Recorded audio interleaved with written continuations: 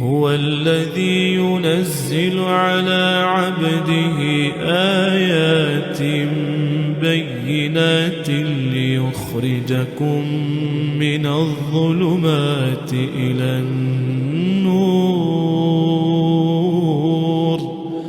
وإن الله بكم لرءوف رحيم.